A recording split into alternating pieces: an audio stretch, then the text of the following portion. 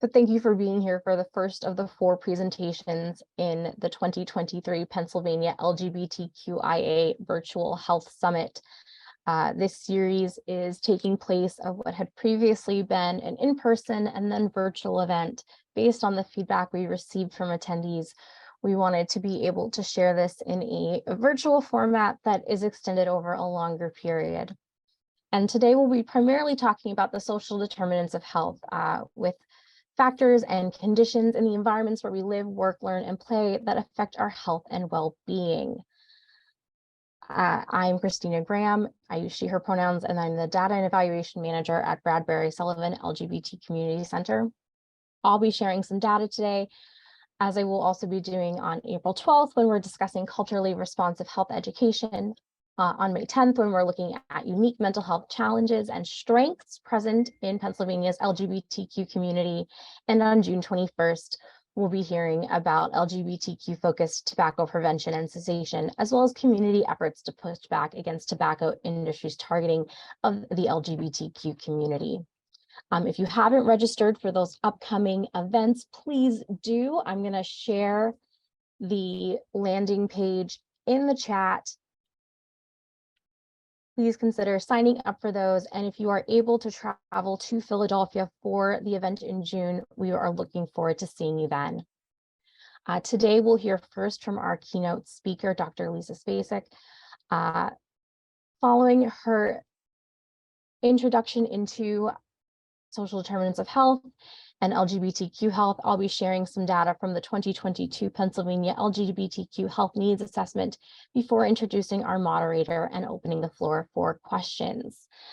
A little bit about our keynote speaker. Dr. Spacek is trained in internal medicine and infectious disease and is the adjunct assistant professor of medicine at Johns Hopkins University. She holds a PhD in public health, and since 1997, she has provided medical care to people living with HIV.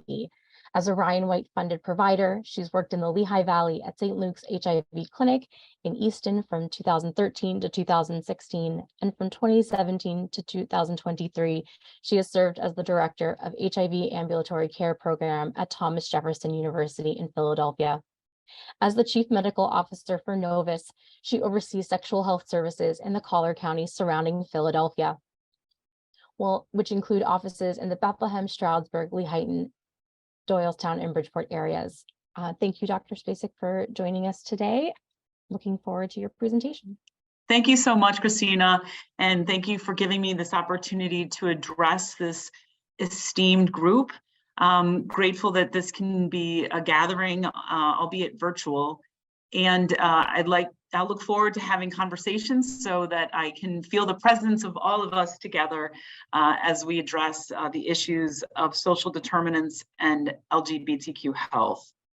First, I want to stress to the group that this has been an ongoing effort that is to be commended. This has been a huge progress through 2015 through 2022. That represents an incredible amount of effort on behalf of the organizers.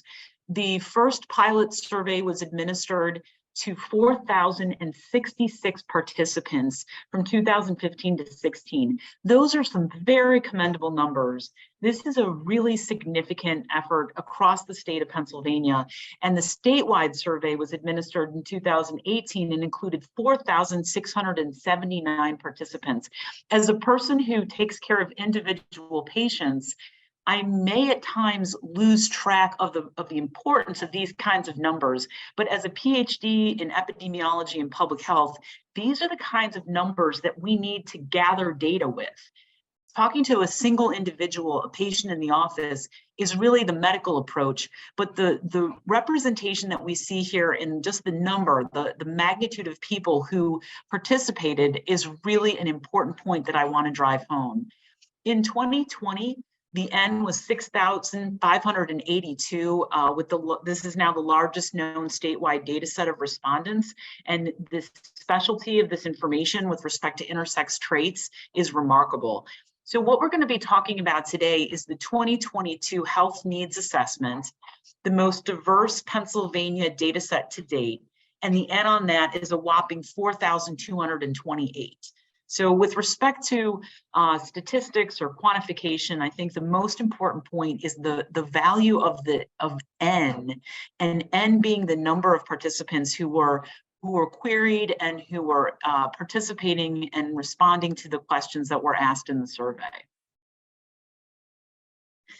The other remarkable component is the involvement across the state of Pennsylvania. So this is data included in the report. I want to emphasize the value of the fact that every single county in the state of Pennsylvania was included except Sullivan. The fact that it was an effort that included all but one county is also laudable. This is amazing to me. The value of this is really special. And of course, you see some emphasis around our more dense population areas, Pittsburgh to the west, Philadelphia to the southeast. We represent the Lehigh Valley, which is where I'm speaking to you from today in Bethlehem, Center County out in the center of the state, and then up in Erie. So we have representation of the number of respondents by zip code, and I'm impressed with the fact that it was so inclusive. I think we owe that to the technique of using an online survey. So this speaks to the value of disconnecting some of the more remote areas from the requirement of showing up. These people who participated in the survey could do that online, and that's a clear strength of the data that we're going to be talking about. So the other important point to identify is the sexual orientation component of this data set. That overwhelmingly we were collecting information regarding the sexual orientation to then inform the conclusions of the report. So what we see here is that most respondents were reporting or identifying as gay. Gay men were 84% of that top row there. The sexual orientation of most respondents was captured in the categories of gay, bisexual or pansexual, lesbian, and queer. So what we're seeing is a nicely done reporting of the orange color matching the words as well as the bars in the chart. And I think that this speaks to the fact that we had a range of sexual orientation, because it also included asexual, demisexual, straight, heterosexual, and another sexual orientation. So there were 8 reporting categories. Then within the categories, if I can draw your attention back to the top line, gay respondents also included women at 9% and other genders at 7%. What I'd like to emphasize or underline here is that sexual orientation is independent of gender identity, and we'll look at the next slide to complete the picture. So with respect to gender identity, women or man were the 2 categories that were most commonly answered by the participants. Non-binary, genderqueer, and gender fluid included more than 1 in 5 respondents. Another gender or agender were also included. So the survey asked if respondents who identified survey asked if the respondents identify as transgender or non-binary, as well as the categories that are listed to the left of your screen. Now, of the 1,749 participants who responded yes to transgender or non-binary, this breaks down further. So there's a subcategory here of the N equals 1,749, and those included non-binary, men, women, genderqueer, gender fluid, another gender, and agender, based on the breakdowns to the right of your screen. So this is helping us categorize gender identity for the purposes of who is talking to us through the mechanism of the survey. Biological sex is a third component that gives the characteristics that I think are the foundation of this survey. 56% assigned female at birth was response, and then 44% assigned male at birth was response. Of particular note, 3% born intersex, which included an N of 123 respondents, reported born intersex on their survey. This is the largest sample of people with intersex traits in a Pennsylvania data set, and it matches the 2% that's reported from US data. Just to be clear on definitions, the term born intersex includes those born with variations of sexual characteristics like genital anatomy, sex chromosomes, or internal reproductive organs. So I want to underscore with the last 3 slides how important the information that we're seeing is as it relates to gender identity, sexual orientation, and biological sex, because we have the numbers of people who are willing to participate in this kind of data collection.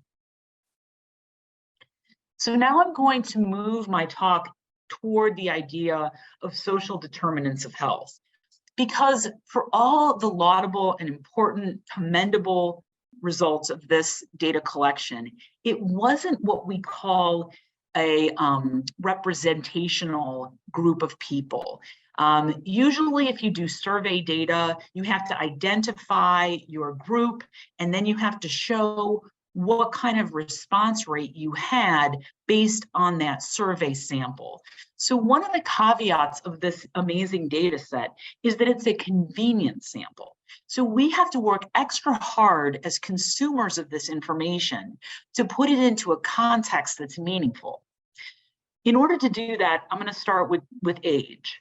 Because this was an online survey and what we would call a convenient sample, what we're seeing is a lot of what I would call young people. So from the age of 25 to 34 years is a third of the data here. So what we're seeing is not as many people under the age of 24, and we're not seeing folks above the age of 55 in the same proportion. So what we're seeing is the comments or the data supplied by respondents who tend to be, let's say, between the ages of 18 and 44. And it's sort of a normal distribution in that you have a high point in the center and then it tapers off at the side. So that's contextualizing the data. And it's also beginning to speak to this idea of social determinants of health. What we're seeing is the responses of ages of people who are arguably relatively young. And that's a good thing. There's nothing wrong with that. We just have to take it as we understand it. Along the same lines, in this data set, we are seeing a richness. However, what we have is an overwhelming majority of respondents who are reporting race as white. So that's 79%. Across every racial group, some respondents identify as multiracial, in addition to those categories that are listed on the screen: Asian, Black or African American, multiracial, another race, American Indian, Native American, Alaska Native, and Pacific Islander.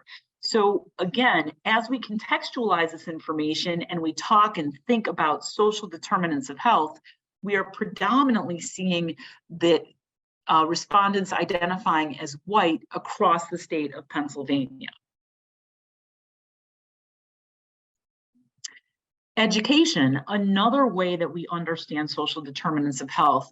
These folks had bachelor's degrees or graduate's degrees over the majority. So if we add that together, we know that 31 plus 29, call it 60, 60% of our respondents had at least bachelor's degrees or graduate degrees. Also, a very important element to understand when we're talking about social determinants of health, these are a highly educated group of people who are reporting to us through this health needs assessment.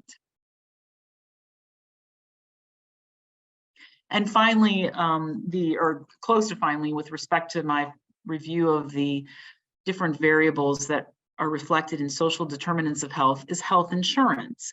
So we know that access to healthcare is much easier when you have health insurance, and the vast majority of these people who responded had health insurance, whether it was through an employer at 45%, whether they had a public 22% a public source of insurance, or a family member. So because these are young people, it makes sense that they might report that it was a family member whose insurance they carried. And for the most part, no health insurance occurred very infrequently in this subset.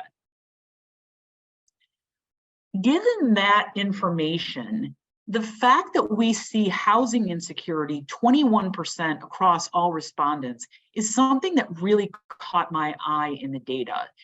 In addition, more BIPOC, transgender, non-binary respondents and respondents living with a disability experienced homelessness. So what we're seeing as we contextualize this information is that those respondents who were in those specific groups had even greater report of housing insecurity. Now, we don't know for sure, but arguably, if we have a relatively well-educated, well-insured group of people, we are still seeing a considerable rate of housing insecurity in this group.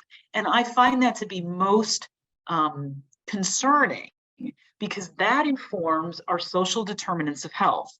If people do not have secure housing, it's very hard to have a conversation about preventive medicine and potentially having the person prioritize a visit to a provider, a nurse practitioner, a physician, a community center. If they don't know where they're sleeping tonight, it's very hard to address those kinds of issues. So I think of all the social determinants of health and all the demographic data that we just reviewed, housing insecurity in this data tells us that 21% of all respondents, and if you segment that out into subgroups, it's even higher. So when we talk to people who are involved in this health needs assessment, we know that health insecure or housing insecurity is something that's going to play in to healthcare because we recognize this as a social determinant of health. And then financial security. Similarly to housing insecurity, I was struck by the financial security reporting here, where 27% of respondents had just enough to make ends meet, and 12% had not enough to make ends meet.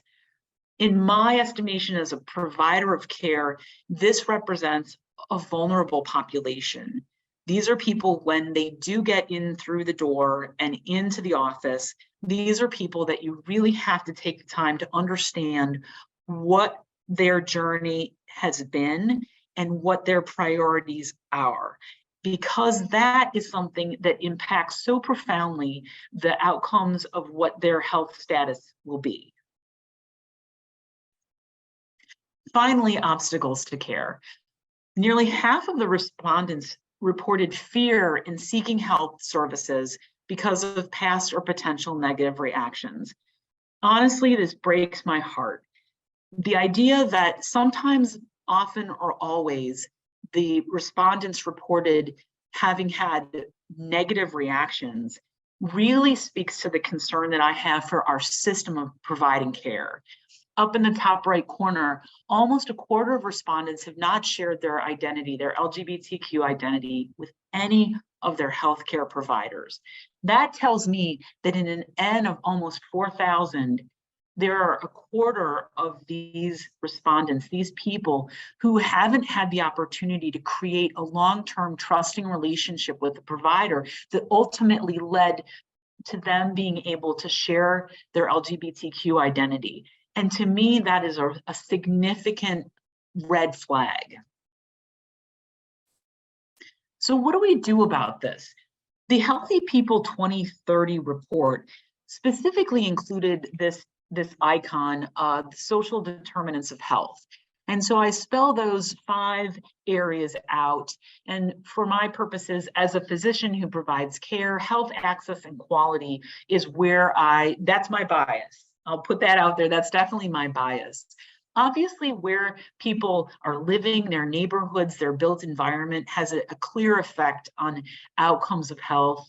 Social and community context, which I think is even more important, in this particular LGBTQ survey because we recognize that we are not alone, we are living in community, and so that context is very important with respect to this particular survey. Economic stability, as is reflected from the reporting of people who don't have enough to make ends meet or barely make ends meet at the end of each month, and then education, access, and quality. So these are the 5 areas of focus when the CDC and Healthy People 2030 talk about what we're doing as a nation when it comes to recognizing how we can move forward in these 5 different areas. So I'm really proud of this slide because I made it all myself, except for the insert there on the top right, which is taken from Healthy People 2030. I was trying to convey the importance of sort of the machine working things out. You know, is it a puzzle coming together? What is it that we're doing? Well, I think we have gears in motion. And what I've included in each one of these cogs is an objective of the Healthy People 2030 that I found relevant to the talk. So we need to increase the proportion of people with a usual primary care provider. That's from the 2030 report. We need to decrease the proportion of adults who report poor communication with their healthcare provider. Those are more on sort of the patient side. And then in the bigger cog, I have increased the capacity of the primary care and behavioral health workforce to deliver high quality, timely, and accessible patient-centered care. So what I would underline here is that patient-centered care is really the crux of where I'm going with the rest of my talk.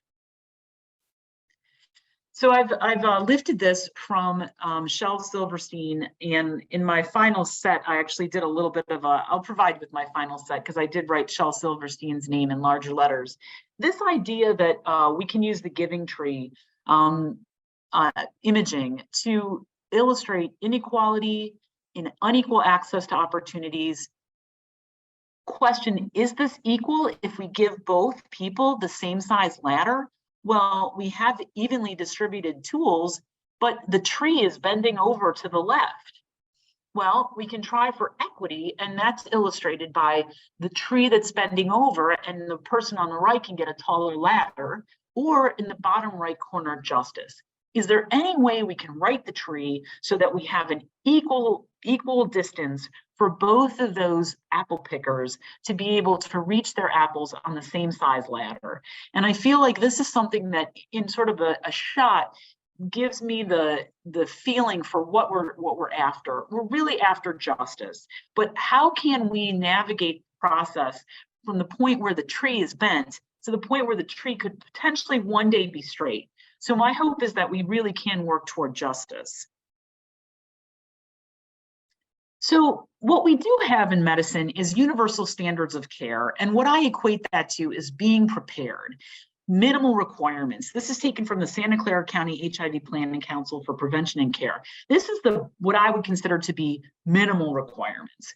Provide people with access to quality services. Provide culturally and linguistically competent services. Guarantee confidentiality, protect autonomy, ensure fairness of the process for grievance review and advocacy. Now, that I would say is our ability to be prepared for the universal approach to providing patient care. What I saw in the report was what I would consider to be optimal care. So this is a page out of the Pennsylvania LGBTQ health needs assessment. And I've added my own notations about, you know, the check marks, the batteries, and then the red arrows. So the check marks are, I would hope it goes without saying, but that's just not the case. The check marks are absolutely always take what your patients tell you seriously. Be respectful. Add pronouns and preferred names to your system. All of these check marks to me mean yes, absolutely. Expected. Work with us, not on us. We have lived experience. I found this page to be the most informative and most exciting page of the report. And I'm very grateful for the insight that the creators had on including this. When I include my little, my purple batteries, those are the ones where I think we need to add some energy to the system. So become trauma informed. You know, we may need to have a meeting, a certification, additional energy added to the system Proactively advertise that you're trans affirming. I think that needs a little bit more battery juice. Flag stickers, safe space signs, seeking training. So that's sort of my way of grouping these comments into those 4 elements needing more juice. And then my red flags are ones that I really want to focus on.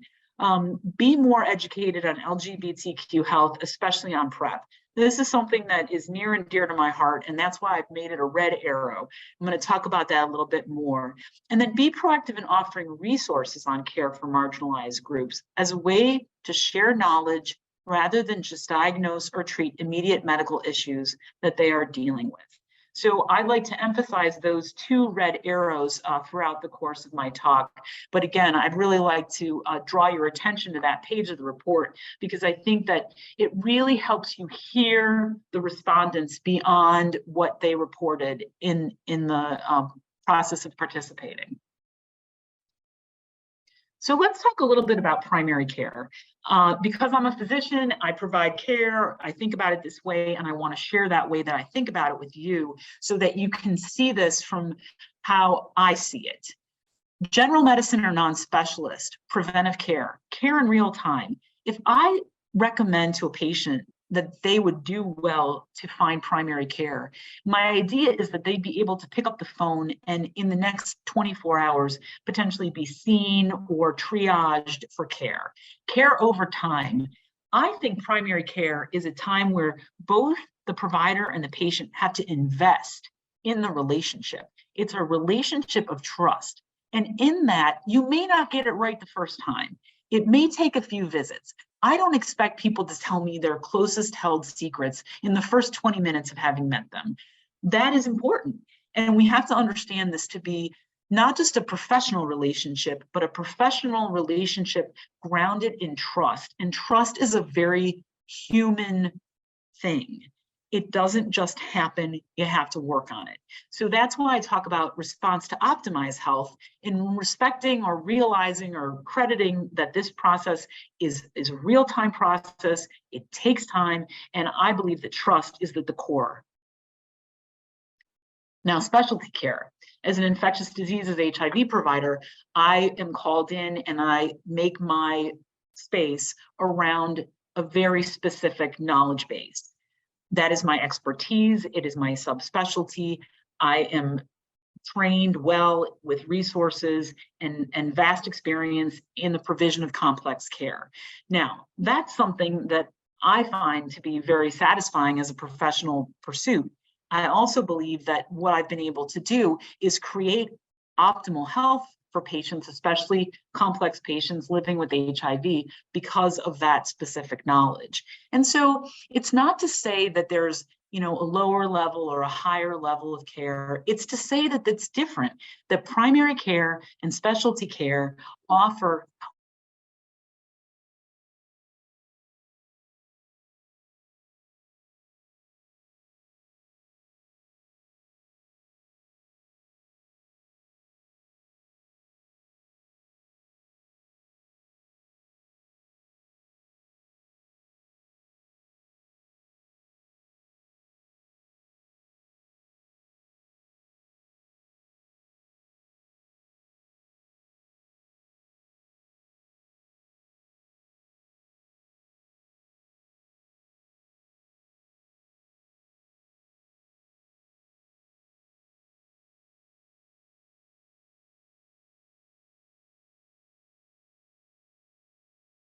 I think it's everyone. So hopefully, all right. I don't know if it was the internet, but we lost you there for a moment. I'm back. I'm back. I'm so sorry. Okay, here we go. Let me just get my slide deck. I lost power. How's that? Are we back? I don't have it yet. Give it a moment. Okay.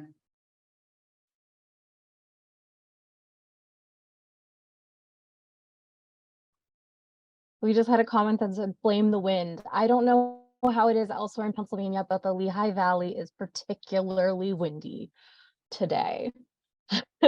Yeah, and I have to, you know what, should I just end the show quickly and then come back in so I can get back? Try resharing your slides and see how that goes.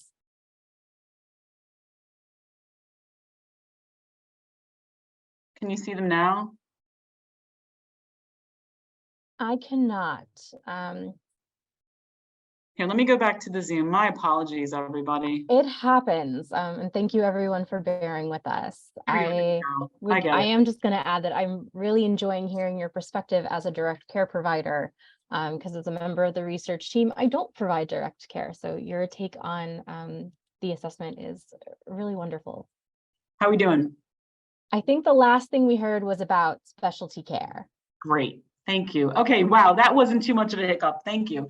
So with respect to specialty care, this idea that it's not in different levels, it's really a different area of knowledge, and it's also the difference in the extenders that I have to help. So in, say, for instance, an HIV specialty clinic, like a Ryan White funded clinic, I might be able to offer a nutritionist or a social worker or somebody who can help with adherence in a way that's very insightful. And those kinds of special services are really what make the difference. The primary care practices have vaccine availability or things that can address some of the more common ailments, whereas in a specialty clinic, you might have things that just don't happen as often, but really deserve a expertise.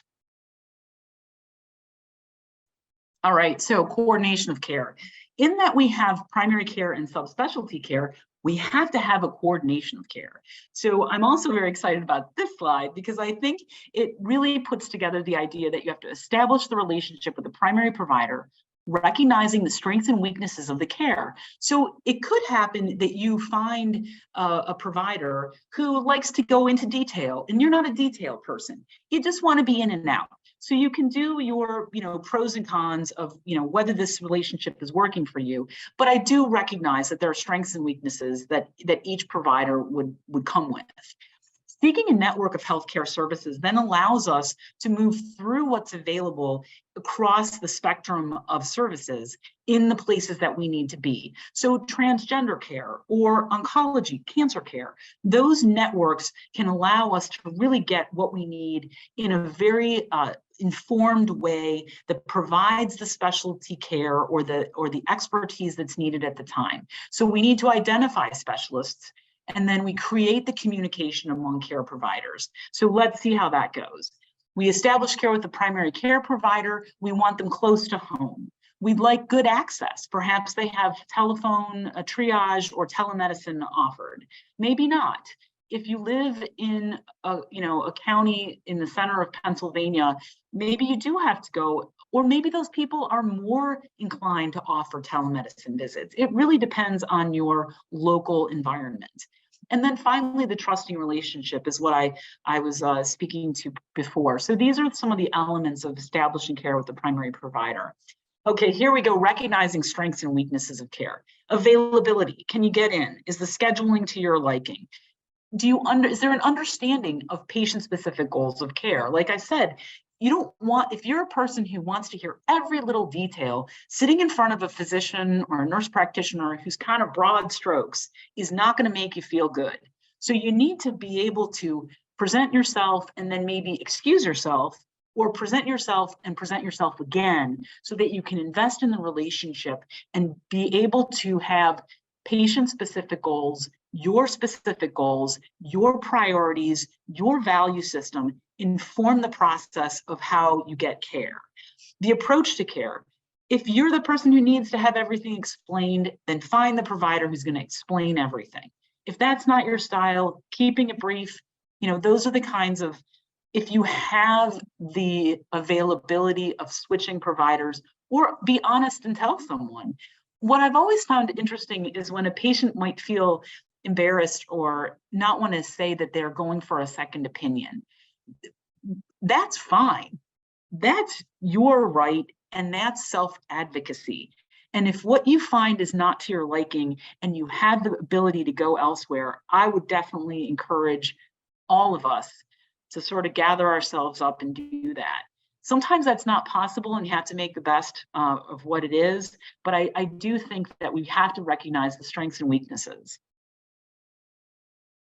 And then this network of healthcare services, primary care, social work services, community resources, all of that comes together, preventive care and hospital services. We have to see this as a network. Even if our system is really disjointed, we as people are getting care from these different areas, and the network, whether or not it's recognized, exists. And then identifying specialists as needed. So I'm just listing medical subspecialties. If your provider doesn't want to talk about sexual health, or if they are uncomfortable about it, you kind of have two choices. One, get them more comfortable, just put it out there and see how they deal with it. You know, there's risks to that, but there may be reward. On the other hand, identify a provider who is all about sexual health, and those are some different solutions. HIV and infectious diseases, hormone therapy, cancer care, kidney care, all of these are examples of medical subspecialties. One of the things I tell my people living with HIV patients who I'm concerned about their kidneys, sometimes I say, you know, why don't you go meet this kidney doctor so that if you do need a kidney doctor, they'll have already met you. So the idea of establishing care and being proactive about getting connected is really important. Surgical subspecialties like GYN care or plastic surgery, again, we have referral networks that we as providers like to use, and often we can make a referral that is most appropriate. Finally, I like this icon because it creates the communication among care providers. That's something that you can help with in terms of authorizing release of medical records, providing the names of providers and practices, and recognizing referral networks. Sometimes a phone call, a 2-minute phone call can solve so many problems, but you have to know who to pick up the phone to call before you can make that happen. So working together and allowing that communication to happen, providing release of medical records, that kind of thing can often fall on the patient, but it helps the provider. So what about Novus? I'm Chief Medical Officer for Novus. We're a sexual health services center. We're supported by Pennsylvania, and we have testing and treatment, both of which are provided free. We focus a lot on pre-exposure prophylaxis for PrEP and HIV prevention. When I started here, I realized that there were some primary care providers who did an amazing job with PrEP, and I also realized that some weren't doing a very good job at all. So the idea that we sit soundly in a subspecialty care space and that we do sexual health is something that is routine for us is a point that I want to make, that there are organizations that are focusing on something like sexual health care services, and that makes us a potent resource for the community. We also offer post-exposure prophylaxis, or PEP, for HIV prevention. We provide testing and treatment for sexually transmitted infections, specifically HIV, hepatitis B and C. We really sit somewhere between medical care and public health because we're able to provide medical care services, but we have the support of the state. We have this ability to care for patients regardless of their ability to pay. One of the examples of the work that we did was part of MPOX. So the MPOX cases reported in 2022 were on the rise. They were on the rise starting in June and July. So we were getting phone calls of people who maybe went to the beach on July 4th and thought they had a bad sunburn, but they had MPOX. Primarily, and at least in some respects, due to the fact that Pride happened in June, and then July is when we started to see this very slow-moving virus manifest as rashes and pox, pustules in our patients. And so we kind of we as Novus and the medical community had to ride the wave of patients presenting with a novel, obvious skin rash that also caused pain and suffering. This was something that was August into September.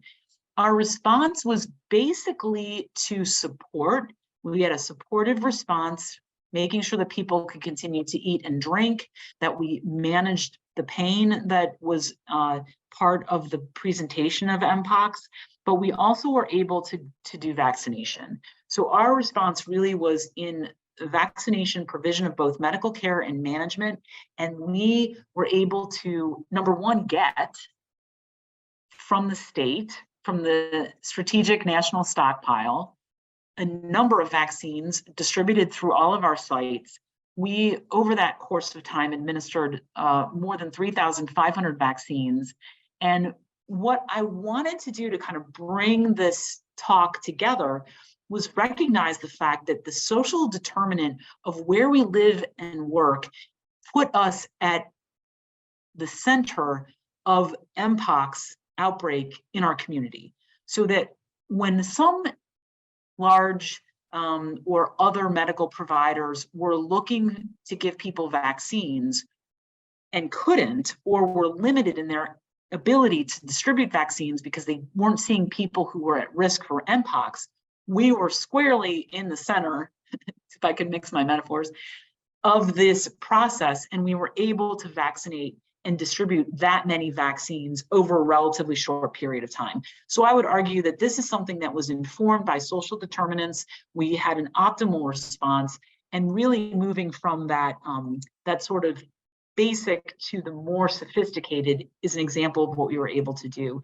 So just to remind everybody in a way that maybe isn't necessary, that the health needs assessment describes the experiences of the LGBTQ community, the obstacles, sometimes based in biology, sometimes based in behavior, sometimes based in psychosocial or structural issues that result in discrimination, or as an example, homophobia, are what we need to overcome as obstacles. And again, I would say that our goal is a response to optimize health. We don't necessarily want to settle for standard care, although that is required and everyone would expect. Preparedness and being ready is I would say a minimal expectation. But what we want to move toward is optimal care that is patient-centered and grounded in a degree of empathy. Empathy is defined by understand and share the feelings of another. I'd add a caveat. I don't ever say to a patient, I understand them. I don't think that I can presume that. However, I can surely try, and I can to a degree do my best to try to understand and share the feelings of another. And I believe that that is a core of what constitutes optimal care. And so I've added that little puzzle with all the pieces coming together. Ultimately, this is my last slide. We want to recognize the vulnerabilities of the people that we see. If we need to, we can look to social determinants of health to help describe those vulnerabilities, to quantify those vulnerabilities. We need to address those social determinants of health that are negative and have a negative impact. We want to communicate openly with an intent to create long-term relationships of trust. We want to identify barriers to optimal care, and we want to achieve better health. And that's our commitment to community. So I want to thank you very much for your kind attention and for your understanding about my power outage there. And I'm glad we could recover. And I'm very, very happy to take any questions as we move through the program. Thank you. Thank you so much. I so appreciated everything you have to share, particularly providing some background on the health needs assessment and your particular take as a care provider.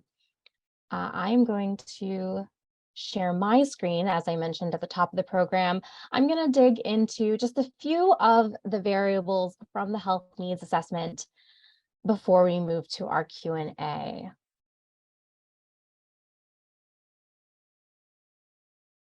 Let's see if I can get this set up.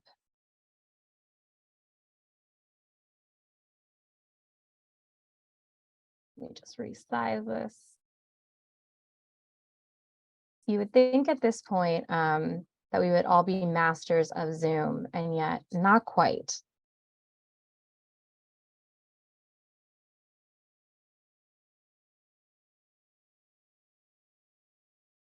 All right, how does that look for everyone? Fantastic. So as I mentioned at the top of the program, I'm Christina Graham. I'm the Data and Evaluation Manager at Bradbury-Sullivan LGBT Community Center, a nonprofit community center located in the Lehigh Valley. And I'm a member of the research team for the Pennsylvania LGBTQ Health Needs Assessment. As mentioned by Dr. Spacek, this project first started in 2015-2016 with the first statewide survey being in 2018. And it collects such a wealth of information on LGBTQ Pennsylvanians' experiences with their healthcare providers, with their mental health, with substance use, with their tobacco use, cancer incidents, sexual health, financial security, and so much more. If you haven't read the full report, I will be sharing a QR code at the end of my slides, and I really encourage you to dig in. Something that I think folks will be thinking about following this presentation is that the findings are made available to the public, first and foremost through that report, but we also make the raw data available to researchers, healthcare providers, government agencies, and to LGBTQ community organizations that helped share the survey. And that takes many forms. The initial report, presentations like this, infographics, data extracts. There's really almost numerous ways that you could use this data if it would benefit your work and benefit your community. And I'm happy to share my contact information for anyone who's interested in pursuing that. A little bit about the methodology of the 2022 survey. Responses were collected from January to March of last year, with 4,228 responses being included in our final data set. Some of the things that have changed from previous years. We had improved coordination in the use of the promotional materials. So all the partners that share the survey, which is a coalition of more than 40 LGBTQ community-based organizations, several academic institutions and government agencies, as well as a number of groups and individuals that just share it on their social media with their email lists. Really, in any way that they can, we provided a promotional packet with images and sample language that they could share. And that coalition of data collection partners received weekly updates with tips and information to help them direct their promotion, including how survey responses were coming in from their local area. Same as in previous years, we had targeted promotion for both youth and older adults, and better promotion specifically in this current assessment for older adults. We had more partners that is their specific focus area and could share that with their community. We're always looking to have better promotion to reach our BIPOC community members, Asian and Pacific Islander community members, and the Spanish-speaking community. We were able to improve our outreach in Spanish compared to previous years with more materials translated to Spanish, as well as dedicated partners who regularly communicate with their community in Spanish to be able to share those materials. A new update to the survey tool was one of our demographic questions. We included the option to identify as Middle Eastern, North African. And as with every year, there were some new topics, including for the first time questions about COVID-19 and COVID-19 vaccination. We also included the option to identify as being autistic on the autism spectrum or neurodivergence, being disabled or living with a disability, and a few questions on sleep quality. The first variable I wanted to talk about was food insecurity.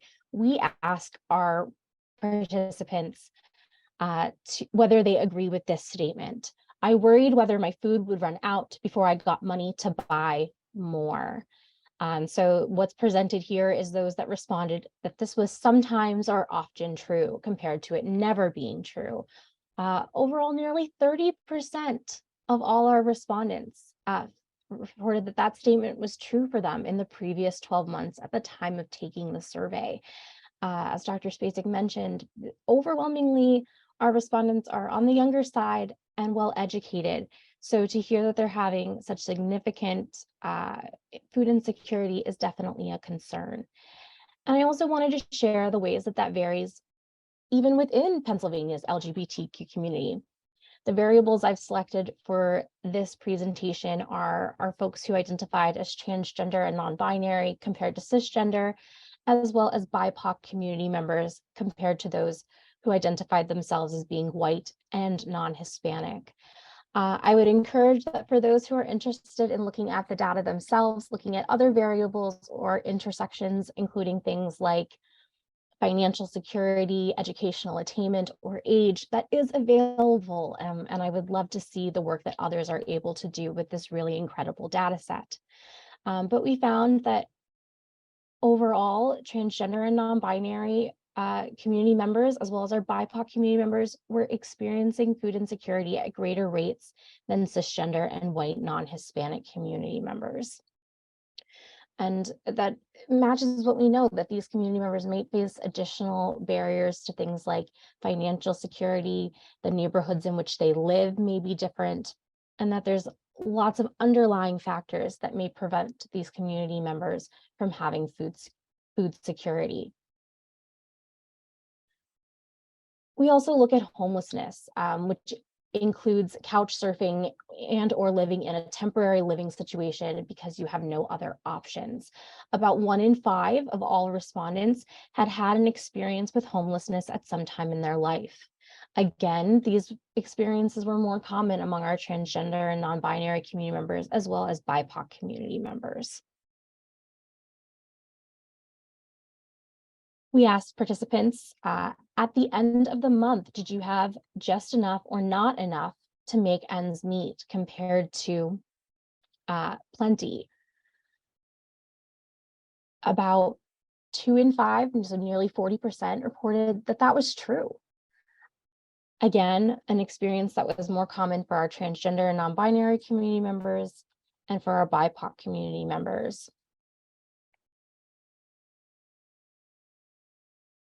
I'd really encourage those that are either in care provision or in community-based work to think about the ways that discrimination affects all members of the LGBTQ community, but that some community members may have particularly adverse experiences, especially those with intersectional identities. One of our questions that we ask is, at any point in your life, have you experienced discrimination based on your LGBTQ identity? For more than half of all respondents, more than 60%, and even when we look within group, this is an extremely common experience. But it's particularly concerning, more than 71% for both transgender and non-binary community members and BIPOC community members, that these experiences are extremely common. And when we also look at the issues with accessing healthcare, it just creates what I feel is a group of evidence that our community members may be underserved. And I also wanted to share 2 pieces of information we asked about experiences with violence, both sexual or physical violence related to LGBTQ identity, so hate crimes, but as well as domestic violence, experiencing violence from a family member, partner, or spouse. About 1 in 4 of all respondents had experienced physical or sexual violence based on their LGBTQ identity. That experience was most common for our transgender and non-binary community members when we're looking at the subgroups that I had selected for this presentation. But it's also common among our white non-Hispanic community members. There were also significant rates of domestic violence, about 37% overall, but closer to 40% for our transgender and non-binary community members, and again, elevated for our white and non-Hispanic community members. And so I would encourage folks working in that space to think about how you can best serve folks with these identities, and as well as who may be facing other factors that don't allow them to remove themselves from these situations, including financial insecurity or homelessness. I didn't look at the interplay between all of those factors, but I'm quite certain there is one. We know that when your access to resources is reduced, improving your living situation becomes incredibly difficult. And the final data point I wanted to share with everyone is we asked participants in the survey, how often do you feel respected in your LGBTQ identity? And they were asked about several groups of people, including neighbors, your birth family or family of origin, your coworkers or classmates, your friends, and the members of your household. Folks were most likely to say that they felt respected by members of their household, but we looked at an average score, and about 15% overall don't feel respected. And that would be feeling never or rarely respected by these groups of people as the average score. Right around half felt often or always respected, but I want to focus on the members of our community that are having the most adverse experiences, because those are the folks that need more support. This experience was elevated among transgender and non-binary community members, as well as BIPOC community members. And I would encourage those that work in the space to think about the fact that those identities also may overlap. This is a measure that we've asked in each of the assessments, and I would love to see this be something that's impacted by the time we reach 2024, when we do survey collection again. Again, if you're interested in having additional information, seeing how this affects additional groups, if you are interested in working with the raw data yourself, I'm going to share my contact information. I also wanted to talk briefly about the recommendations that we share in the report. These are on page 53 and 55, 53 through 55 of the full report. And I wanted to highlight 3 here, as I felt that they applied most specifically to this presentation. Supporting initiatives that address social determinants of health, as well as bolstering community supports for Black, Indigenous, and people of color, and prioritizing the health needs of transgender, non-binary, genderqueer, and intersex individuals. Here is the QR code to that full report. You can also access it from Bradbury-Sullivan's website. I'm going to stop sharing my slides.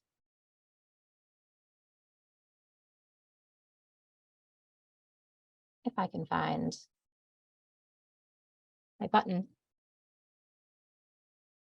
And take a moment to introduce our community moderator. James Wilkie is joining us from the LGBT Center of Greater Reading. James provides individual and group counseling and serves as the center's counseling director, and has developed and grown their counseling program. James had been with the center for 3 years, first serving as a board member and then switching into this role last year with the launch of the LGBT Center of Greater Reading's free counseling program. I'd also like to thank the LGBT Center of Greater Reading in the Pennsylvania LGBTQ Health Needs Data Collection Coalition. And I know we've got some folks on the call who are also members of those organizations. This project would not exist without them. It is really their outreach to the community that allows us to reach folks to take the assessment. Thank you, James, for joining us. I'd love it if you could share briefly about your work, and then we can dive into some questions. I know we received a few before the presentation, but we also encourage folks to use the Q&A function or the chat to let us know what they'd like to hear from us in the remaining time we have.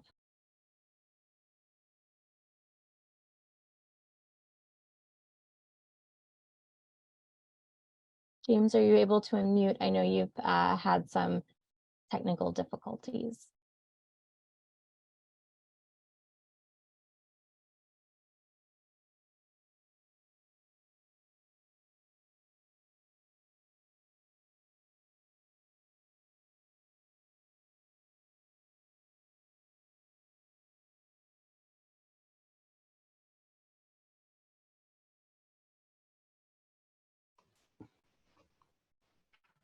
Can you hear me?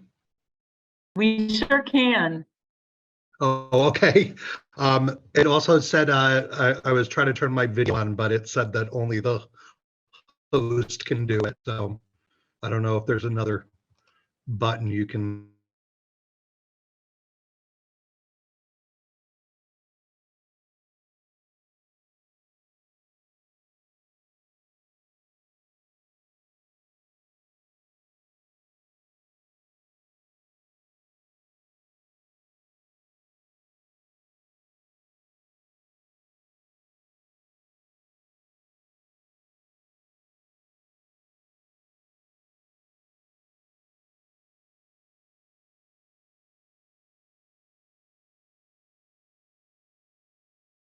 Oh, I'm sorry. While we're fixing that technical difficulty, I wanted to acknowledge the question from Tesla in the Q&A that the marketing packets for sharing the survey were amazing. Well, thank you for that. And I will thank Liz Kaiser, our graphic designer. But the collection timeframe may not be ideal for getting the LGBTQIA community engaged. Would shifting to expanding the survey to include June, where it would include Pride events, possibly improve our survey response numbers? I joined this project midstream, so the project predates me, and we've used that time frame in previous versions of the survey, but I think that's something that the research team could consider. Certainly we, in the time it will take until we are collecting data in 2024, we've been taking suggestions from our data collection coalition, as well as suggestions from other groups that do large national or statewide surveys. Definitely shifting the time frame is something we can consider. One of the things that we've considered in the past is that may be overly burdensome for some members of our data collection coalition.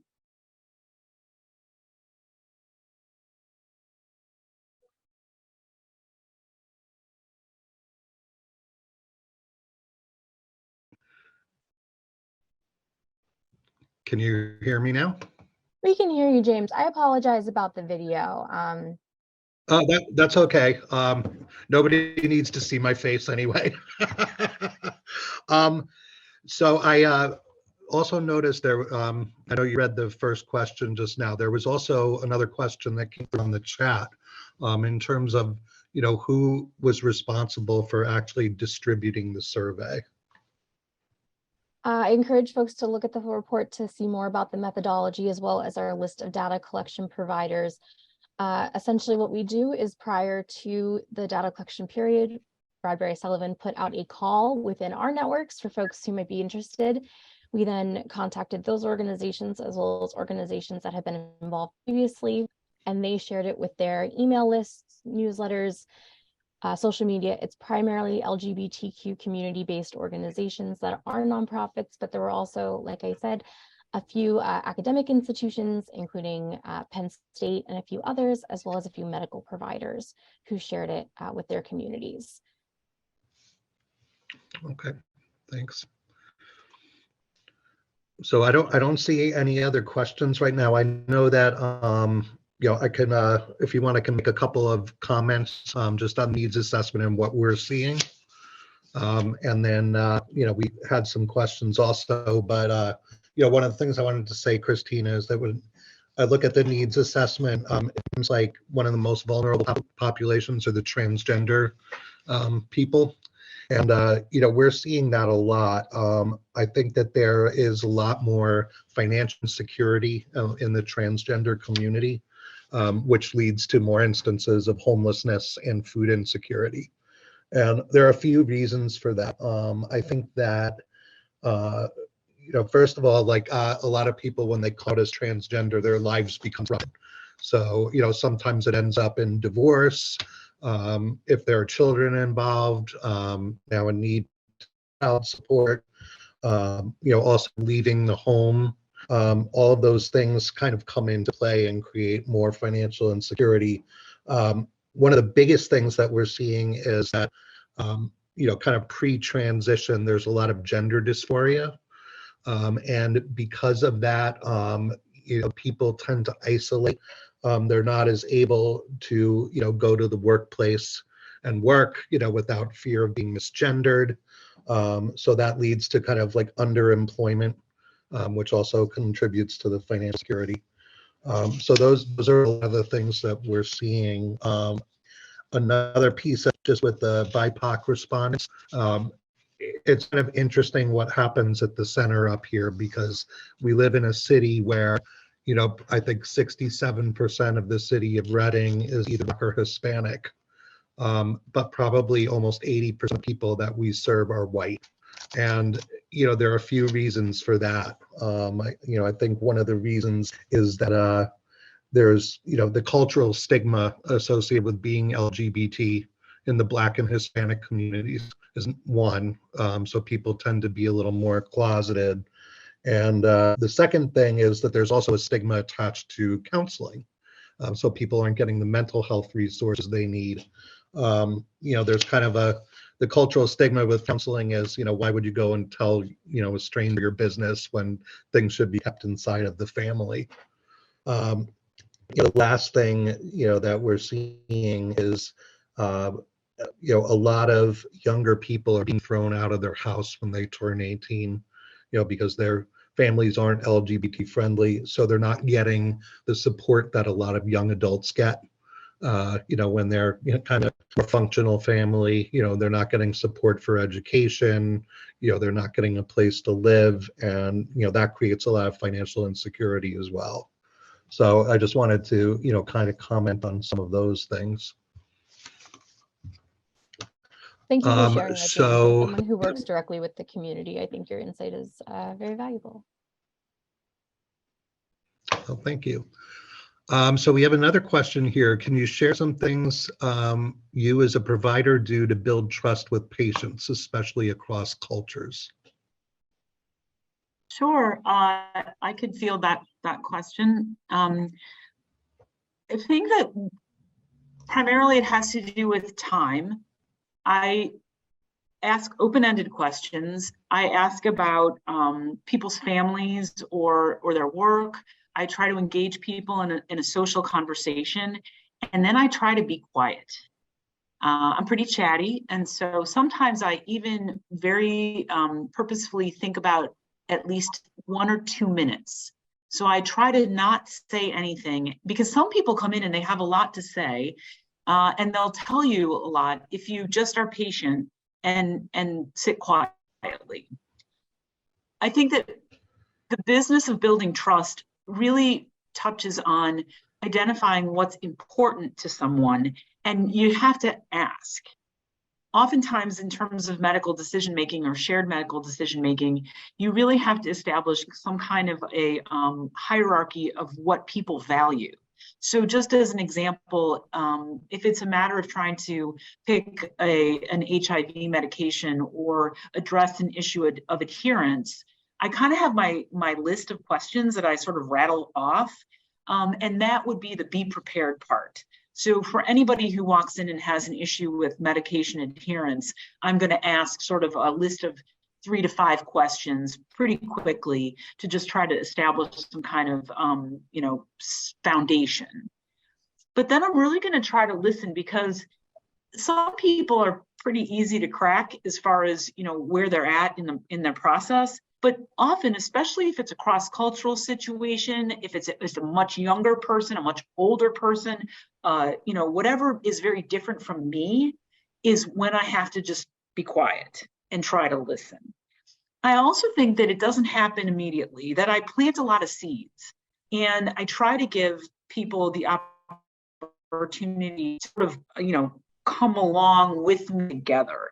And sometimes that takes more than just the first visit. I mean, in terms of establishing trust, I think sometimes it has to do with building a person's confidence in me as a provider. And if they've come with a very urgent matter, I try to address that immediately in a way that's very much, I'm the doctor and I'm going to tell you what I want to have done, which for some people that can be annoying, but I think it's comforting. And so I try to pick up on the cues that people are sort of sending me when it comes to whether they're feeling agitated or comforted, or whether this is going well or not. And I think in some respects that's relatively cross-cultural. I'd have to say that we're not going to build Rome in a day, so we may just get a few little things done up front, and the harder stuff's going to come later on.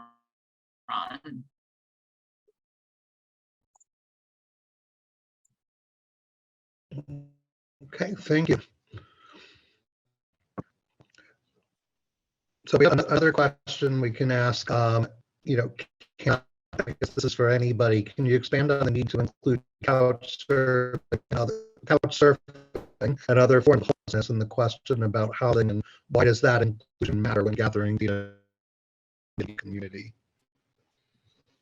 James, I'm so sorry. I had a very difficult time hearing you. Could you repeat that? Oh, sure. Can you expand on to include other forms of homelessness and the question about housing, and why is that inclusion important the community. From the perspective of the research team, when we're thinking about the questions we ask in the survey, I'd like to acknowledge that the questions come from many places, including other validated instruments. So we often borrow questions from surveys like the Behavioral Risk Factor Surveillance Survey or from the census. That way we can compare what we know about what LGBTQ Pennsylvanians are experiencing to what communities in Pennsylvania are experiencing overall. About this question specifically, not only do I think it's important to look at sort of the general population experiences, as well as what we know about what's happening economically in our country and in our state, with rising costs for rent, lack of housing in so many areas, but also thinking about the feedback that the research team receives from the community organizations that widely utilize the data. Something that I've heard several times in the time that I've been on the research teams the last 2.5 years from partners that we work with is that that's something that they're hearing in their everyday work. And that includes what we're hearing here at our location is that community members are bringing that up as something that is impacting their daily lives, either that they are experiencing homelessness or housing insecurity, or that they have concerns that they will experience homelessness or housing insecurity and how to manage those. So by asking that question, we have a better understanding of what the baseline situation is.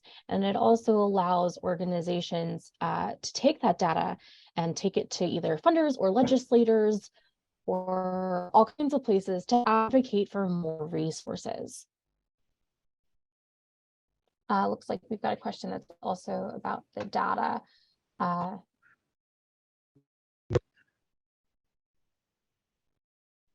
Looks like someone. So are there any trends you're seeing that are specific to PA and not seen as much in other regions? And what are some specific approaches to LGBT equity? I think one of the first approaches is that we're actually conducting the health needs assessment. This project doesn't exist on a national scale, and it certainly doesn't exist in every state. So that there is a statewide survey that has Department of Health support that is supported by LGBTQ community-based organizations is something that's fairly unique. So that we're even collecting data that we can say, this is the experiences of transgender and non-binary Pennsylvanians. This is the experiences of lesbian and queer women in Pennsylvania. This is the experiences of bisexual men in Pennsylvania. It's unique in that aspect. If you don't ask sexual orientation, gender identity questions, you don't get data on the experiences of those groups. And unfortunately, those questions are too often left out of statewide and national surveys. So that's one of the first things that I think Pennsylvania is doing that's unique in response to addressing LGBTQ health disparities. I couldn't necessarily speak to the differences between Pennsylvania and other states other than the data collection standpoint, because unfortunately so many states just aren't collecting this data. We don't know how the LGBTQ community is doing in so many places. But something that, like I said, I think that's a first step that Pennsylvania is taking that's relatively unique.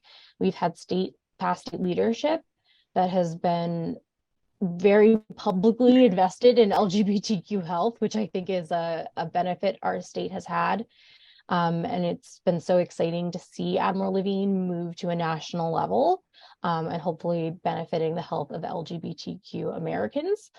But I think that there's also smaller projects, smaller investments, state initiatives that are working on improving LGBTQ health. Like I said, the community-based organizations that are part of this project, this is just a small thing that they do.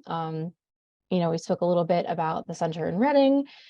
Even just the counseling center is just one aspect of what they're doing. There's lots of really incredible community-based organizations, as well as healthcare providers like Novus, that are making significant efforts to help the LGBT community. Spacek?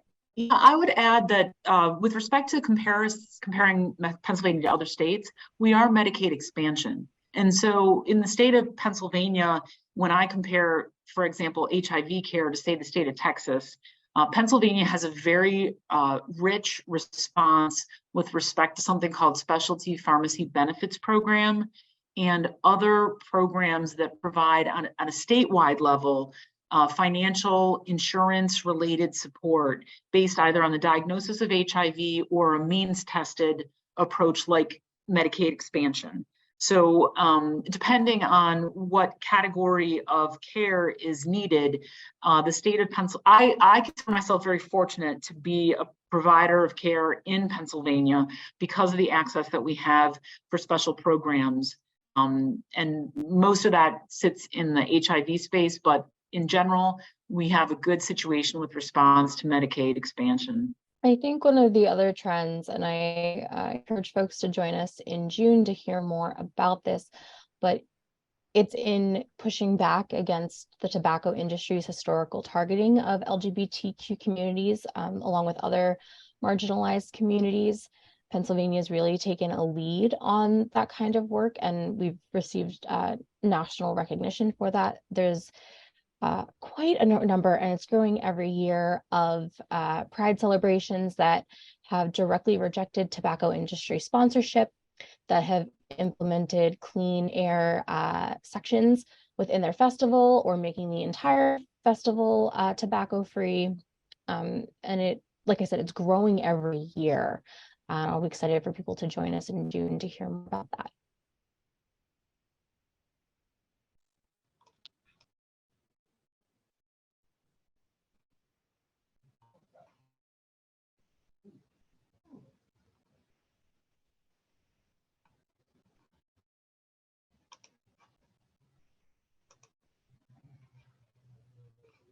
Like, we've got two additional questions specifically about the health needs assessment.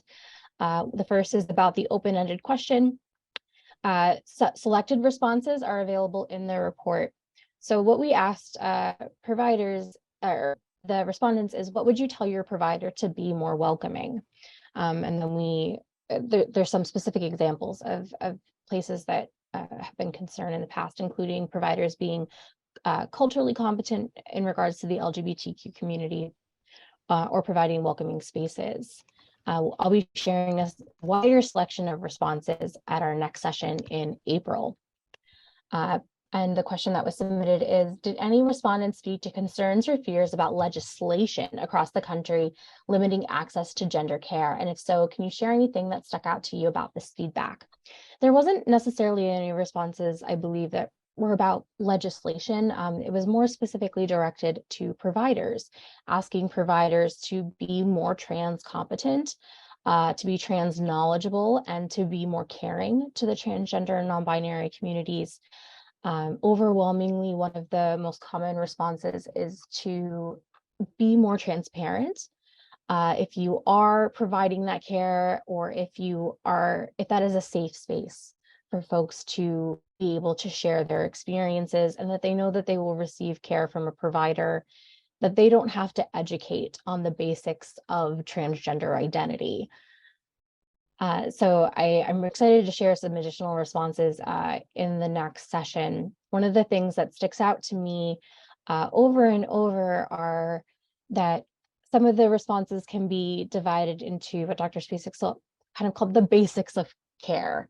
And yet in some places, we're not seeing those basics being met. And then also those things that are maybe where we could apply some more pressure, whether it's making sure that training is available to providers. Even CEU sessions like this, CEUs for nursing, are available for this session, as well as the other sessions in the series.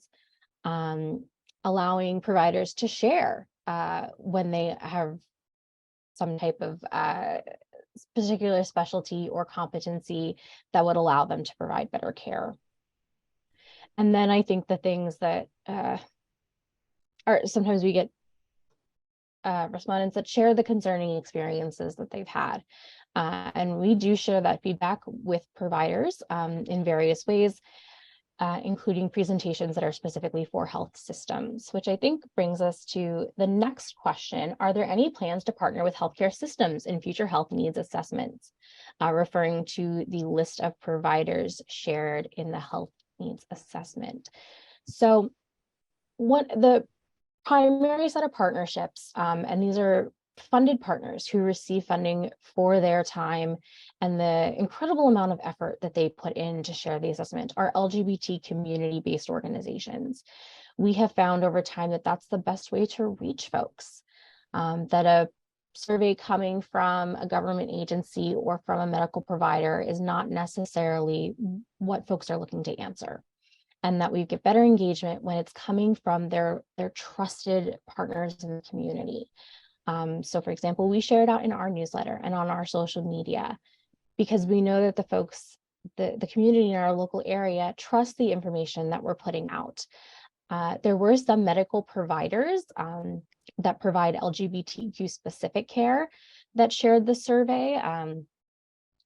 But again, these are primarily organizations that are either led by the LGBTQ community specifically, or that is the population they specifically serve. I think that there are ways for other healthcare providers to get involved in the future. I know there's many in our local area that utilize the assessment in their own community health needs assessment, and it's also incorporated in the state health assessment as part of the data that they use. But primarily our funded partners will remain LGBTQ community-based organizations. Thank you for that. It looks like we are do we have time for out of time. We probably have time for one more.